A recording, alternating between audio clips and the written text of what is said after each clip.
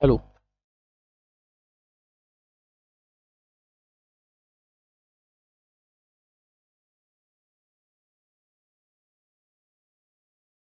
नमस्कार दोस्तों, मैं दिव्यांश आप सभी का स्वागत करता हूं आपके अपने चैनल द एग्जाम्स अड्डा में। उम्मीद करता हूं कि आप सभी लोग सकुशल होंगे। जैसा कि आप सभी को कल की क्लास में बताया गया था कि इस कंप्लीट क्लास की डिटेल क्या रहेगी। डेली आप लोगों की दो बैच रहेंगे हिंदी के। सुबह एक 8 बजे जहां पे हम लोग चर्चा कर रहे होंगे डिटेल रिकवर के साथ, और रात 11 बजे की क्लास में हम लोग मल्टीपल चॉइस क्वेश्चन या एमसीक्यू बेस में प्रैक्टिस कर रहे होंगे। आज हमारी पहली डिटेल क्लास है, तो इससे जरूर जुड़िएगा। उम्मीद करते हैं सेशन पसंद आ जाए तो लाइक करिए, दोस्तों से शेयर करिएगा।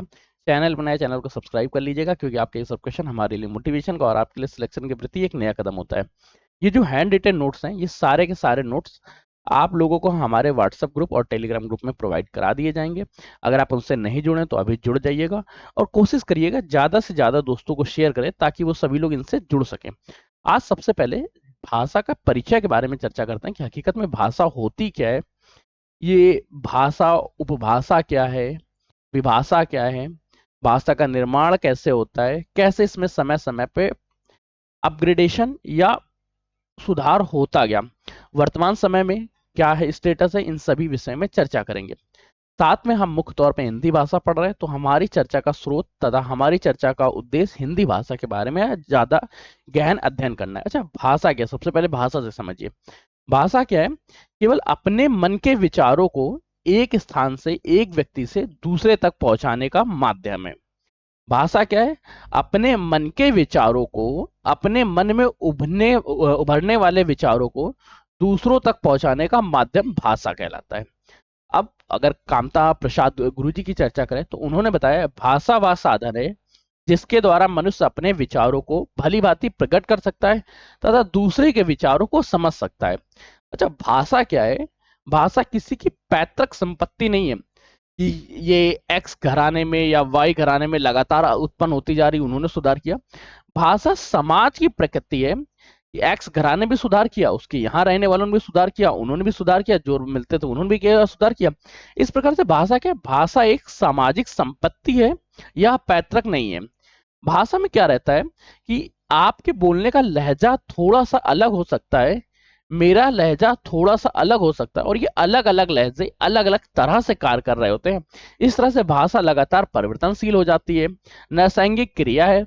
अब भाषा को किस तरह से निर्माण होता है, सबसे पहले देखिए, जिस स्थान विशेष पे आप रहते हैं। अगर आप भारत की चर्चा करें तो भारत में एक कहावत है कि भारत में हर 4 कोस में वाणी बदल जाती है।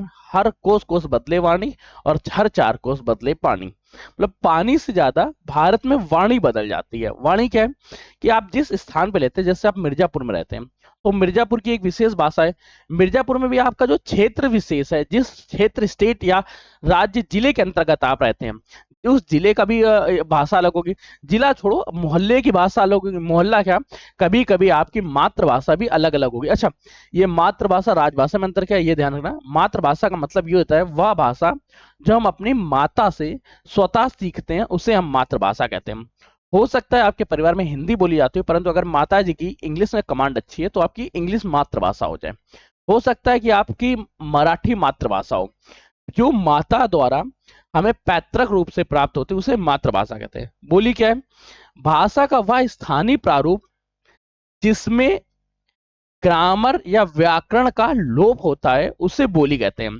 बोली से विभाषा का निर्माण होता है जब इसका क्षेत्र थोड़ा सा विस्तार हो जाता है। विभाषा से उपभाषा से निर्माण होता है। उपभाषा से मानक भाषा का निर्माण होता है। मानक भाषा क्या है? वर्तमान समय में जो भी मानक भाषाएं हैं उन सभी का व्याकरण कंफर्म हो जाएगा। इसमें लेखन सामग्री बहुत ज्यादा पाई जाएगी। पठन पढ़ने का कार्य मानक भाषा में होगा, और मानक भाषा प्रत्येक व्यक्ति को आना जरूर चाहिए। बोली क्या है? जब कोई भाषा किसी क्षेत्र विशेष में बोली जाती है उसे बोली कहते हैं। नहीं समझ में आ रहा? स्थानीय स्तर पे बोली जाने वाली, स्थानीय स्तर पे प्रयुक्त होने वाली भाषा का स्थानीय प्रारूप बोली कहलाता है। यह भाषा का स्थानीय प्रारूप बोली कहलाता है। यह बोली का क्षेत्र लिमिटेड होता है, लिमिटेड क्षेत्र में बोली जाएगी।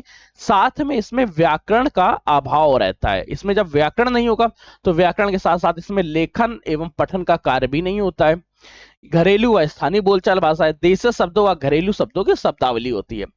भाषा का कोई भी, जब कोई भाषा किसी विशेष क्षेत्र में बोली जाती है उसे बोली कहते हैं। इसका क्षेत्र क्षेत्रीय होता है। नरसैंगिक क्रिया है। भाषा का सबसे छोटा व लिमिटेड रूप है। स्थानीय घरेलू बोलचाल की भाषा, देशज भाषा। विभाषा क्या होता है? अगर यही कोई बोली एक क्षेत्र में सीमित ना होके लगातार अलग अलग क्षेत्रों तक फैलती रहती है तो उसे विभाषा कहते हैं। विभाषा का क्या होता है? विभाषा में थोड़ा थोड़ा साहित्यिक रचनाएं देखने को मिलती है। कुछ हद तक इसमें लिपिबद्ध या शब्दों का क्रम निश्चित हो जाता है, शब्दों का प्रारूप निश्चित हो जाता है। विभाषा क्या है? जब शब्दों का प्रारूप निश्चित हो जाए, क्षेत्र थोड़ा सा विस्तृत हो जाए, उसे विभाषा कहेंगे। विभाषा का क्षेत्र क्या? अपेक्षाकृत विस्तार है, साहित्यिक रचनाएं प्राप्त होने लगती है। विभाषा लिपिबद्ध होती है, परंतु इसमें अभी भी व्याकरण का लोप होता है, व्याकरण कंफर्म नहीं होती और सटीक व्याकरण नहीं प्रयोग होता है।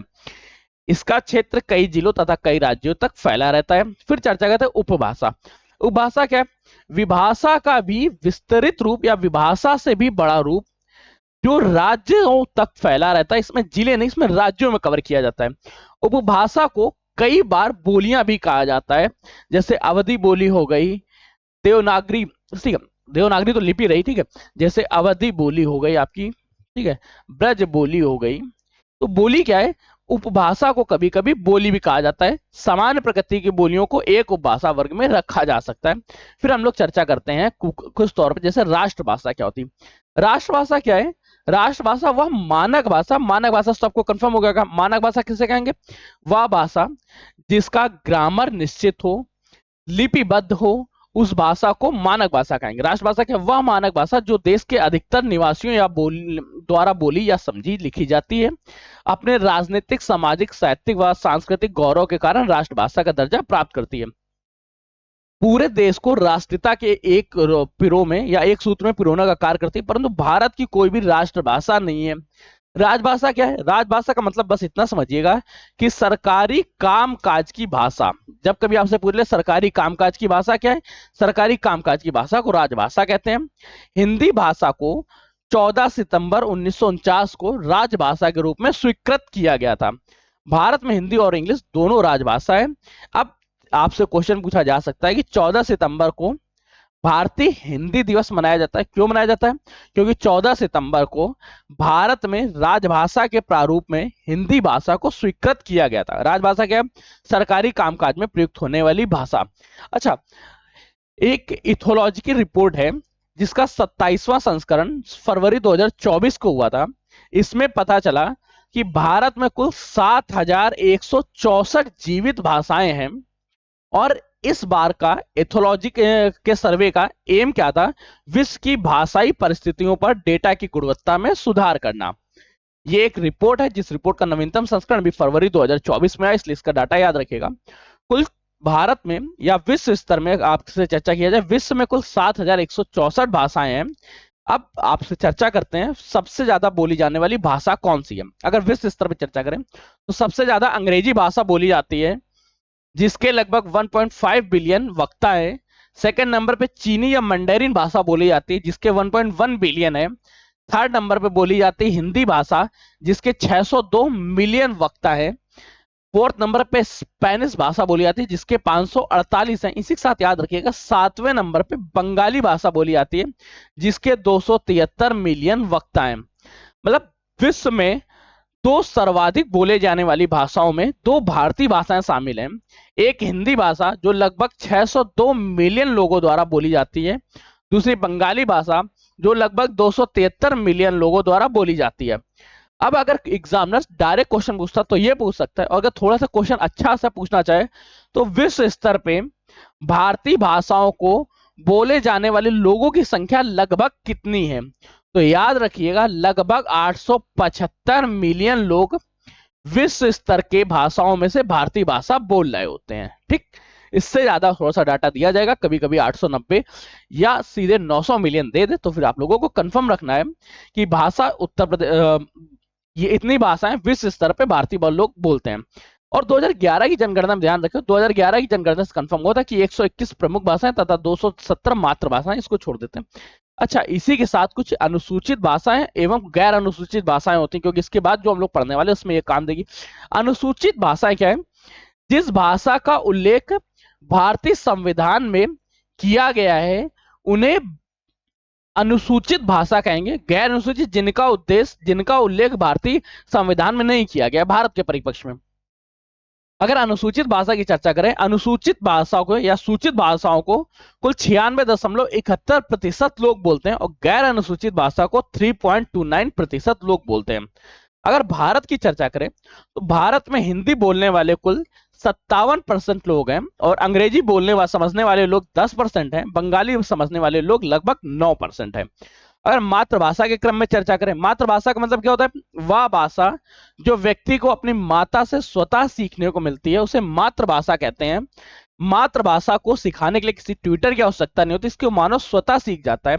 हिंदी मातृभाषा बोलने वाले लोगों की संख्या 43.67%, वहीं बंगाली बोलने वाले जिन लोगों की मातृभाषा बंगाली है उनकी प्रतिशत 08.3% है। इसी के साथ संस्कृत बोलने वाले कुल 24,831 लोग ही शेष बचे हैं।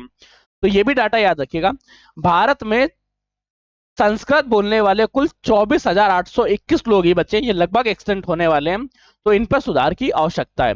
अब चर्चा करते हैं हिंदी का विकास क्रम के बारे में। ध्यान रखो, सबसे पहली भाषा क्या थी? संस्कृत भाषा। संस्कृत भाषा के दो प्रारूप देखने को मिलेंगे, वैदिक संस्कृत तथा लौकिक संस्कृत। कभी कभी आपको सीधे देखने को मिल जाएगा यहाँ पे संस्कृत भाषा का क्रम था 1500 से लेके 500 बीसी तक, परंतु अगर इसको स्टेप वाइज कर दिया जाए तो इसमें वैदिक संस्कृत 1500 से 1000 बीसी, लौकिक संस्कृत 1000 बीसी से 500 बीसी।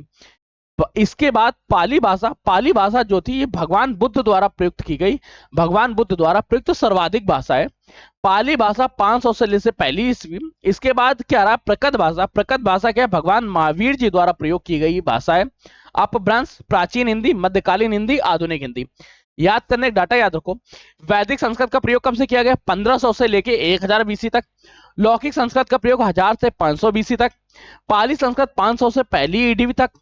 प्राकृतिक संस्कृत, अगर प्रकट की चर्चा करें तो प्रकट का प्रयोग पहली से लेकर 500 एडी तक, अपभ्रंश 500 से 1000, प्राचीन हिंदी 1000 से लेकर 1400 ईस्वी तक, मध्यकालीन हिंदी 1400 से लेकर 1850 ईस्वी। आधुनिक हिंदी की चर्चा करें जो ये 1850 से लेकर अब तक चर्चा की गई। आधुनिक हिंदी का अगर उद्गम पूछा जाए तो ये यूरोपीय भाषा है। यूरोपीय भाषा का मतलब क्या होता है? भारत धर यूरोपी, इसको भारोपी भाषा के नाम से भी जाना जाता है। इसका मुख्य वक्ता कौन थे? आर्य थे। अब संविधान में भारत भाषा का क्या उद्देश्य है, इसको छोटा सा रिव्यू लेते हैं। बाकी यहां से डिटेल क्लासेस आप लोगों की मंडे से स्टार्ट होगी। मंडे में हम लोग संविधान में भाषा चर्चा करेंगे, साथ में वर्णमाला पढ़ेंगे। एक बार देख लेते हैं, राजभाषा की, हिंदी को राजभाषा की स्वीकृति कब मिलती? 14 सितंबर 1949 को। हिंदी भाषा का रूप है संस्कृत निष्ठ मानक रूप खड़ी बोली, देवनागरी इसकी लिपि रहेगी। 14 सितंबर को राष्ट्रीय हिंदी दिवस मनाया जाता है। अनुसूची 8 में आर्टिकल 243 से लेकर 351 तक राष्ट्रभाषा के बारे में बताया गया है, जो भारतीय संविधान के भाग 17, और इसमें 22 आधिकारिक भाषाएं।